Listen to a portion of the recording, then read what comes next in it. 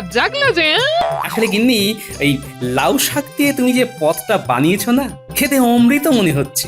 মাছ মাংস কিচ্ছু চাই না গিন্নি, শাক পাতা খেয়েই গরুর মতন জীবন কাটিয়ে দেবো। হাম্বা হাম্বা। থাক, আর মস্করা করতে হবে না। এত যখন নোলা তখন বাজার করে আনলেই হয়। একদিনও তো দেখলাম না ভালো মন্দ আনতে বাজার থেকে, আর ওদিকে সবাই একের পর এক ভালো খাবার খেয়েই যাচ্ছে। তোমার তুলনা শুধু তুমিই গিন্নি। তুলনা না করে করবোটা কি? এখন তো অবস্থা ভালো হয়েছে, এখন আবার আস্তে আস্তে গিন্নি, আস্তে। কে কখন শুনে ফেলবে। আর অবস্থা ভালো হয়েছে মানে কি ঢাক ঢোল পিটিয়ে বাজারঘাট ঘর বাড়ি তুলে সবাইকে জানাতে হবে? মানুষের নজর নিয়ে তোমার তো চিন্তাই নেই গিন্নি। বাবা বাবা বাবা বাবা বাবা বাবা চলে এসেছি টুকি। বাবা কেমন আছো? খবর পেলাম কৃষ্ণনগরে আপনার নাম ডাক নাকি বিশাল বেড়েছে, তাই তো ছুটে ছুটে ছুটে ছুটে ছুটে ছুটে ছুটে ছুটে এলাম। নাম ডাক শুনে যে ছুটে আসুনি সেটা আমি ভালোই বুঝতে পারছি। ভেবেছিলাম দুটো টাকা জমিয়ে একটু শহরে ঘুরে আসবো, তার হয়ে উঠলো না বোধহয়। এসে যখন পড়েইছো তখন থেকেই যাও কটা দিন। শুনলাম নাকি বাবা দুটো গরু কিনেছে আর গোটা কৃষ্ণনগর দুধ নিচ্ছে বাবার কাছ থেকে। হ্যাঁ রে, এই ভোলা ময়রার স্ত্রী অসুস্থ হওয়ায় অনেকগুলো টাকা দরকার পড়ে গেল, আর ভগবানের দয়ায় এলো তোর বাবার কাছে। কতবার বললো ধার নিতে, কিন্তু শুনতেই চাইলো না রে। আর শেষে গরু দুটো বিক্রি করে চলে গেল দেশের বাড়িতে। হ্যাঁ, ভগবান যা করে মঙ্গলের জন্যই করে। ওই লক্ষ্মীমন্ত দুটো গরুর জন্যই আজ সংসারে আবার আলো ফিরে এসেছে। আর তোমরাও। হ্যাঁ এবার এসেছি যখন ভালো মন্দ খুব খেয়ে যাব। হ্যাঁ হ্যাঁ বাবা, তার বলতে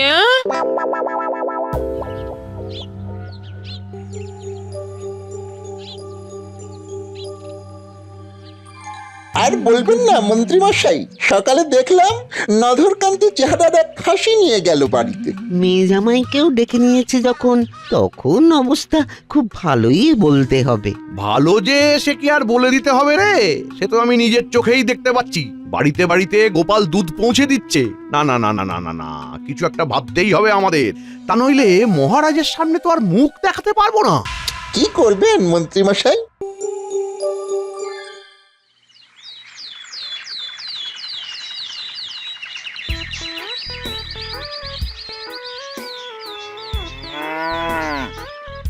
কি হলো হে, হঠাৎ গরু নিয়ে সকাল সকাল? কি আমার সাথে গরুর আলাপ পরিচয় করাতে নিয়ে এলে নাকি? আর পরিচয়, এবার আমার গরুটাকেও আপনার গোয়ালে স্থান দিয়ে রক্ষা করুন। কেন গো, কি হলো? আপনার গরুর দুধের স্বাদ পেয়ে তো আমার গরুর দুধ কেউ নিতেই চাইছে না। দুধের তো আর এমনি এমনি স্বাদ হয় না। গরুর যত্ন না নিলে হবে কি করে? খড় খাওয়াতে হবে, ঘাস খাওয়াতে হবে। সে ক্ষমতা কি আমার আছে গোপাল? আপনি আমার এই গরুটার একটা ব্যবস্থা করে দিন। রাজকার্য বাদ দিয়ে রাখাল সেজে ঘুরে বেড়ানোটা কি ঠিক দেখাবে? না না, তা বলছি না, আপনি আমার এই গরুটাকে কিনে নিন, যা দাম ধার্য করবেন তাই সই। এ আর এমন কি কথা, নিশ্চয়ই তোমার অনুরোধ রাখবো। এই দেখ, তোদের নতুন বন্ধু এসেছে, নিজেরাই আলাপ পরিচয়গুলো সেরে নে। আপনাকে মহারাজ এক্ষুনি দরবারে ডেকেছেন, জরুরি তলব। মহারাজের এখন হঠাৎ কি জরুরি তলব পড়লো?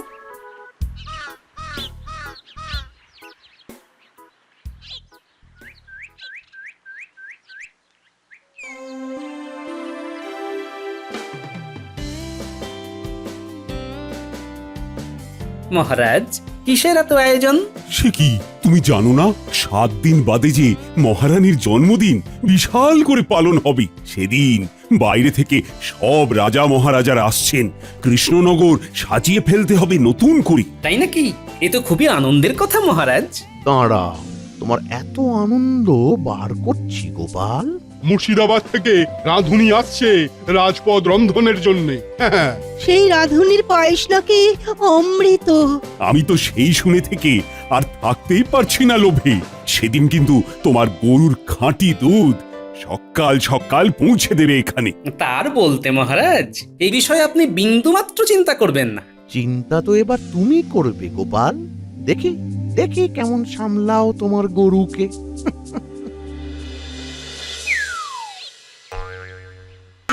কি কি ধুতি খুলে যাবে যে? ধুতি আর আটকে কি করবে সেনাপতি? এবার তো মান সম্মান খুলে যাওয়ার জোগাড় হয়েছে। কেন, কি হলো? কেন, গোপালের অবস্থা দেখনি? সারা কৃষ্ণনগর ওর কাছ থেকে দুধ নিচ্ছে, সবাই বসে থাকছে গোপালের আশায়। তার মধ্যে রানীমার জন্মদিনে এত দুধ যদি আসে, তাহলে তার অর্থটা বুঝতে পারছো? হ্যাঁ, ওর সম্পত্তি কোথায় চলে যাবে? আমাদের তো আর মান সম্মান থাকবে না এই রাজ্যে। তা তো বটেই, তা তো বটেই। তা কি করা যায়? আজ রাতে চলে এসো আমার বাড়িতে গোপনে।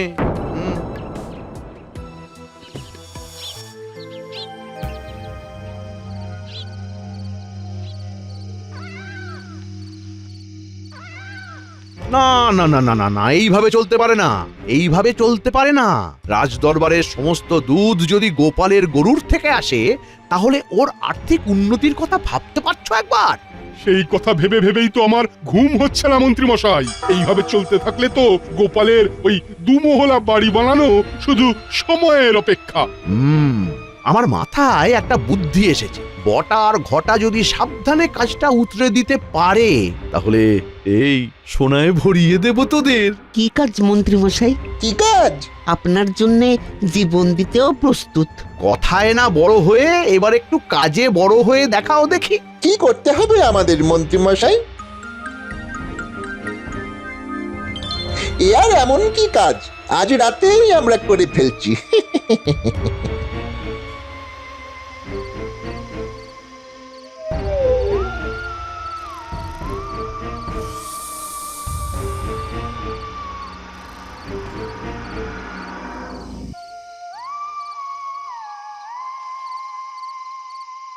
উফ, কি চেহারা রে! এই গরুর দুধের স্বাদ হবে না তো কার হবে? কিন্তু মন্ত্রী মশাই তো বলেছিল দুটো গরুর কথা, আর একটা গরু এলো কোথা থেকে? ভালোই হয়েছে, মন্ত্রী মশাইকে দুটো গরু দিয়ে একটা আমরা রেখে দেব নিজেদের কাছে। সোনা তো পাবোই, তার সাথেই একটা গরুর দুধ বিক্রি করেই বাকি জীবনটা আরামে কাটিয়ে দেব। হি হি। দারুণ দারুণ বুদ্ধি। এই এই চল চল তাহলে শুরু করা যাক। তু তু তু তু। ওরে বাবা রে, মরে গেলাম রে, মরে আস্তে গেলাম। আস্তে আস্তে। এই বাইরে কিছু আওয়াজ শুনলাম মনে হয়। হ্যাঁ, লণ্ঠনের আলোটা জ্বালাও তো গিন্নি।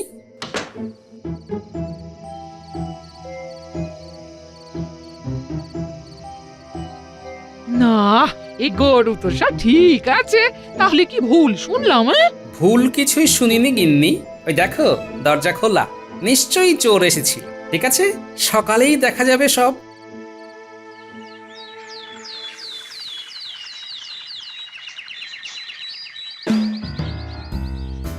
আর কতক্ষণ পরে ঘুম হবে? দাঁড়িয়ে দাঁড়িয়ে ঘুমোতে তো কাউকে খুব একটা দেখিনি, তাই পড়ে পড়েই ঘুমাই। মুখে মুখে কথা না বলে বাইরে গিয়ে দেখো কাল রাতে কি হয়েছিল। বাড়ি থেকে কিছু খোয়া গেছে কি? তোমার ঘুম বাদে সবকিছুই তো ঠিক আছে দেখছি। তাহলে তো আর দুঃখ করে লাভ নেই গিন্নি। যাও, সকালের জল খাবার দাও।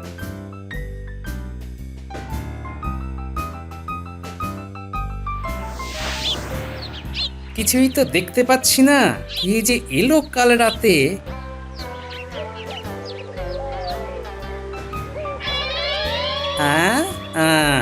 এই যে দেখছি বটার পাগড়ি।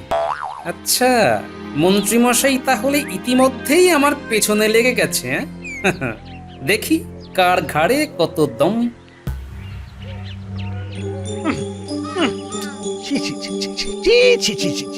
লজ্জায় তোদের মরে যাওয়া উচিত। একটা চুরিও ঠিক মতো করতে পারিস না। আরে গরুর দুধ দেয় জানতাম, কিন্তু লাথিও যে দেয় সেটা তো প্রথমবার জানলাম। তোদের দ্বারা কিচ্ছু হবে না। তাহলে এবার কি করবেন মন্ত্রী মশাই? এবার ভেবে চিনতে আমাদের চাল চালতে হবে। গোপাল নিশ্চয়ই বুঝে গেছে আমাদের অভিসন্ধির ব্যাপারে। ভুল চাল চাললেই সর্বনাশ। এবার যা করার আমাকেই করতে হবে, আর সাথে থাকবি তোরা। না, আর কোনো ভুল নয়, আর কোনো ভুল নয়। এবার দিতে হবে মোক্ষম চাল। কি করবেন? আমি যা বলছি সবাই মন দিয়ে শোন। যেমন ভাবে বলছি তেমন ভাবে কাজ করলে ওই 3টে গরু আমাদের হাতে পাওয়া শুধু সময়ের অপেক্ষা। তাহলে কি তুমি এই চুরির দায় বটার উপরে দিতে চাও? হ্যাঁ মহারাজ, এরকম পাগড়ি আমাদের কৃষ্ণনগরে আর কেউ তো পরে না। কিন্তু শুধু পাগড়ির জন্য একটা মানুষকে দোষ দেওয়া কি ঠিক হচ্ছে মহারাজ? আগে দেখে নিলে হতো না যে গোপালের বাড়িতে কিছু চুরি গেছে কিনা? হ্যাঁ তা তো বটেই, তা তো বটেই। কি হে গোপাল, কিছু চুরি গেছে নাকি তোমার বাড়িতে? না, এখনো তো যায়নি, কিন্তু বাড়িতে একবার যখন চোর এসেছে তখন যেতে কতক্ষণ? এ আবার কি কথা? কিছু চুরি যায়নি আর তুমি বটাকে চোর বলে দোষী সাব্যস্ত করতে চাইছো? এইবার পড়েছে গোপাল গেঁড়া কলি। মহারাজ, সেই জন্যই তো বাংলায় প্রবাদ আছে, তাই না? চোর পালালে বুদ্ধি বাড়ে। আমি বুদ্ধিটা একটু আগে ভাগে খাটাতে চাইছি আর কি। মহারাজ, শুধু গোপালের কথা শুনলেই তো চলবে না, বটা ঘটার কথাটাও একবার শোনা হোক। হ্যাঁ হ্যাঁ, ডাকো ওদের। ও, নতুন পাগড়ি পরে আসা হয়েছে। বটা ঘটা, তোমাদের বিরুদ্ধে গোপাল অভিযোগ এনেছে। গতকাল রাত্রে তোমরা নাকি গোপালের বাড়িতে চুরি করতে গিয়েছিলে, এমনকি বটার পাগড়িও পাওয়া গেছে গোপালের উঠোনে। এ কথার সত্যতা প্রমাণ হলে তোমাদের কিন্তু জেল হবে। সে না হয় হবে মহারাজ, কিন্তু তার আগে আমাদের অভিযোগটা শুনে নিন। তোমাদের আবার কার বিরুদ্ধে অভিযোগ? গোপালের বিরুদ্ধে। আমার বিরুদ্ধে কি অভিযোগ? তোদের চুরি করতে দিইনি? বটা ঘটা, বলো তোমাদের কি অভিযোগ আছে গোপালের বিরুদ্ধে? মহারাজ, গোপাল 2টো গরুকে কেনার জন্য আমাদের কাছ থেকে 5 মোহর ধার করেছিল। গরুর দুধ বিক্রি করে ওর আর্থিক উন্নতি যথেষ্ট হয়েছে, শুধু আমাদের ধার শোধ করবার মতো সময় ওর হয়নি। ধার বেড়ে বেড়ে সুদ মিলিয়ে টাকাটা 9 মোহরে দাঁড়িয়েছে, এখনো শোধ করার নামই নেই। গরিব মানুষকে এভাবে ঠকালে আমরা বাঁচবো কি করে আপনার রাজত্বে? আপনি আমাদের ন্যায় না দিলে আমরা বাঁচবো কি করে? কি গোপাল, তুমি ওদের কাছে ধার করেছিলে নাকি? মহারাজ, আমি প্রথমবার জানলাম যে বটা ঘটার কাছ থেকে আমি টাকা ধার করেছি। সম্পূর্ণ মিথ্যা অভিযোগ মহারাজ। মিথ্যে বললেই হবে? আমাদের কাছে সাক্ষী আছে। সাক্ষী? সাক্ষী আবার কি? নিশ্চয়ই মন্ত্রী মশাই। না মহারাজ, এই বিষয়ে আমি কিছুই জানি না, কিন্তু গোপাল যে লোক ঠকিয়ে বেড়ায় এই বিষয়ে কিন্তু আমি নিশ্চিত। কে কে তোমাদের সাক্ষী? আগে আপনার সেনাপতি। আচ্ছা, দল তাহলে ভালোই ভারী হয়েছে। সেনাপতি? সেনাপতি, বটা ঘটার কাছ থেকে গোপাল যে ধার নিয়েছে তা তুমি দেখেছো? হ্যাঁ মহারাজ, আমি নিজে রেখেছি। বটা ঘটার কাছ থেকে গোপাল 5 মোহর ধার নিয়ে 2টো গরু কিনেছিল। হ্যাঁ, 2টো গরু। ছি ছি ছি ছি গোপাল, গরিবের টাকা শোধ না করার জন্য উল্টে আবার ওদের চোর অপবাদ দিচ্ছ। ছি। হ্যাঁ, তাহলে তো প্রমাণ হয়েই গেল গোপালের কাছে বটা ঘটা 9 মোহর পায়। মহারাজ, আপনার বিচার কি ঠিক হচ্ছে? কেন কেন কেন, ভুল কিসে হলো? কাল যদি আমি 2জন সাক্ষী ধরে নিয়ে এসে বলি কৃষ্ণনগরের রাজা আমি, তাহলে কি সবাই সে কথা মেনে নেবে মহারাজ? না, কারণ তার কোনো সত্যতা নেই। ঠিক তেমনি এদের কথার কোনো সত্যতা নেই মহারাজ। মোহরে তো আর নাম লেখা থাকে না যে মহারাজকে দেখিয়ে প্রমাণ দেব। আজ আপনি আমাদের সুবিচার না দিলে কৃষ্ণনগরের মুখ সবার সামনে ডুবে যাবে। আর আমি আপনার সেনাপতি হয়ে কি আপনাকে মিথ্যে কথা বলবো? হ্যাঁ, না হে গোপাল, সবাই যখন তোমার বিরুদ্ধে বলছে তখন তো মেনে নিতেই হবে যে তুমি মোহর ধার করেছো। তোমায় আমি 7 দিন সময় দিলাম। এই 7 দিনের মধ্যে তুমি যদি পুরো মোহর ফেরত না দিতে পারো তাহলে তোমার গরুর মালিক হবে বটা আর ঘটা, আর তার সাথে তোমার 50 মোহর জরিমানা। কিন্তু মহারাজ, আর কোনো কথা নয়। এবার যাও যাও, যে যার কাজে ফিরে যাও।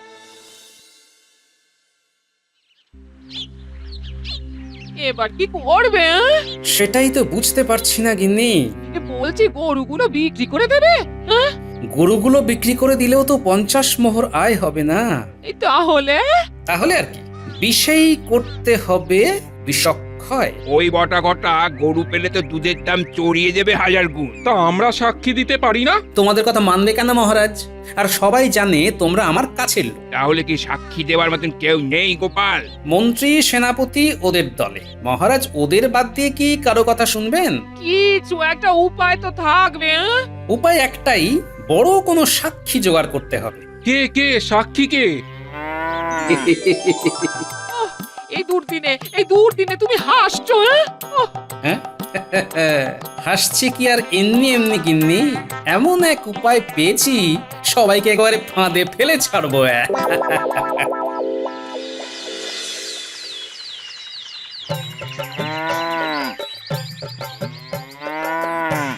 আজ তোমার দুধ পাঠানোর কথা ছিল না?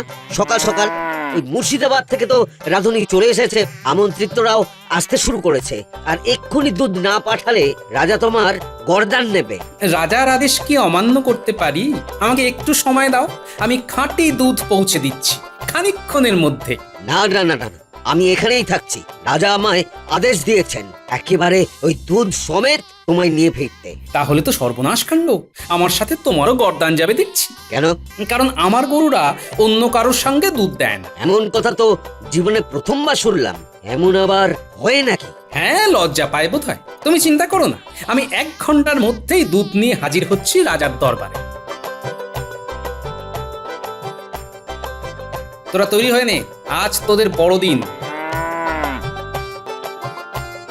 গিন্নি, কয়েকটা বালতি তাড়াতাড়ি বাইরে পাঠাও তো, সবাইকে আজ তাক লাগিয়ে দেও। হ্যাঁ গো, এই গরুগুলো বাঁচানো যাবে না? সে তো জানি না, তবে তুমি 10 বালতি জল দিয়ে যাও। তুমি দুধে জল মেশাবে? হ্যাঁ? না না, জলে দুধ মেশাবো।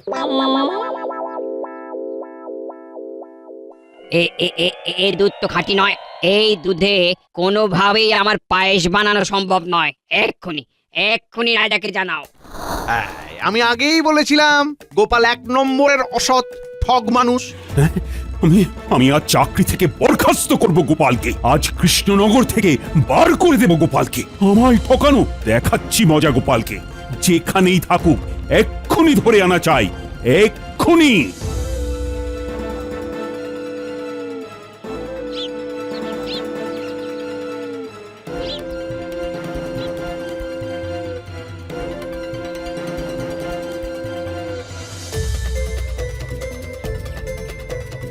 আরে বাস, গোপালকে ধরে নিয়ে যাচ্ছে, আমরাও মজা দেখবো। চল চল ঘটা, চল চল। ওহে প্রহরী, মহারাজ আমায় নিয়ে যেতে বলেছে। তোমরা এত জোরে হাঁটলে আমি তো পেছনে পড়ে যাব, তারপর আমার সাথে কিন্তু তোমাদেরও গর্দান যাবে। কি আপনার ভয় লাগছে না?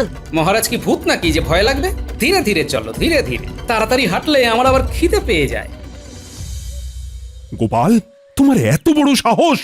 রানীর জন্মদিনে এত বড় বড় মানুষ আমন্ত্রিত, আর তুমি দুধে জল মিশিয়ে আমাকে অপমান করতে চাইছো? না না না না, আজই তোমার শেষ দিন। আজ তোমার গর্দান নিয়ে কৃষ্ণনগরবাসীকে দেখিয়ে দেব মহারাজ কৃষ্ণচন্দ্রের দাপট। জয় মহারাজের জয়। গোপাল, তোমায় আমি এত বিশ্বাস করেছিলাম, আর আমার বিশ্বাসের এই প্রতিদান দিলে তুমি? এই মুহূর্তে আমার চোখের সামনে থেকে বেরিয়ে যাও, আর যেন কোনোদিন তোমায় রাজ দরবারে না দেখি। বেরিয়ে তো যাব মহারাজ, কিন্তু তার আগে জানতে চাই আমার দোষটা কি? তুমি জানো না? না না। রানীর জন্মদিনের দিনে দুধে জল মিশিয়ে তুমি বলছো কিছু জানো না? বাবা, কই, আমি তো কিছু করিনি। তাহলে তোমার গরুর দুধে জল মেশালো কে? নিশ্চয়ই গরুই হবে। ওরা যে দুধ দিয়েছে আমি তো সেই দুধই মহারাজকে পাঠিয়েছি। কি আবল তাবল বকছো? গরু কি আর জল মিশিয়ে দুধ দিতে পারে? দিয়েছে নিশ্চয়ই, আর আমার সাক্ষীও আছে। কে? আরো 2টো গরু। মানে? এই বাইরে থেকে আনো তো আমার 3 জন সাক্ষীকে। মহারাজ, আপনি ওদের মুখ থেকে এই দুধ তোরা দিয়েছিস কিনা? ওই দেখুন, বলছে হ্যাঁ। এই এই মহারাজের সঙ্গে মশকরা হচ্ছে। গরু কি কথা বলতে পারে? মোহরেও যেমন যে ধার দিয়েছে তার নাম লেখা থাকে না, দুধেও তেমন লেখা থাকে না কে দুধ দিয়েছে। কাজেই সেদিন বটা ঘটার কথা বিশ্বাস করলে আজ আমাকেও বিশ্বাস করতে হবে। আর মহারাজ, আপনার কথা মতো বটা ঘটার 9 টাকা আমি শোধ করতে পারিনি, তাই গরুর বর্তমান মালিক ওরাই। কাজেই দুধে জল যদি মিশেই থাকে তাহলে মন্ত্রী মশাইয়ের কথা মতো আসল দোষিত গরুর মালিক। এবার বলুন মহারাজ, কি আপনার সিদ্ধান্ত? বটা ঘটার গর্দান নেবেন নাকি কৃষ্ণনগর থেকে বার করে দেবেন? দেখবেন মহারাজ, সবাই কিন্তু আপনার ন্যায়ের আশায় বসে আছে। গোপালের কথা তো ভুল নয়। ডাকা হোক বটা আর ঘটাকে। মহারাজ, আমার একটা কথা আছে। গরুর মালিক আমরা নই, গরুর মালিক আসলে গোপালই। আর গরু কেনার জন্য গোপাল আমাদের কাছে কোনো টাকাই ধার নেয়নি। মন্ত্রী মশাইয়ের কথা মতো আমরা এটা করেছিলাম। গরুর আসল মালিক গোপাল। এই কি না না বটা ঘটা মিথ্যে কথা বলছে মহারাজ। এবার কোনো সাক্ষী আছে নাকি মন্ত্রী মশাই? যাক, শেষ সাক্ষীও পালিয়ে গেল। তাহলে মহারাজ বুঝতে পারছেন তো আসল দোষী কে। আর আপনি চিন্তা করবেন না, রানী মায়ের জন্মদিনের জন্য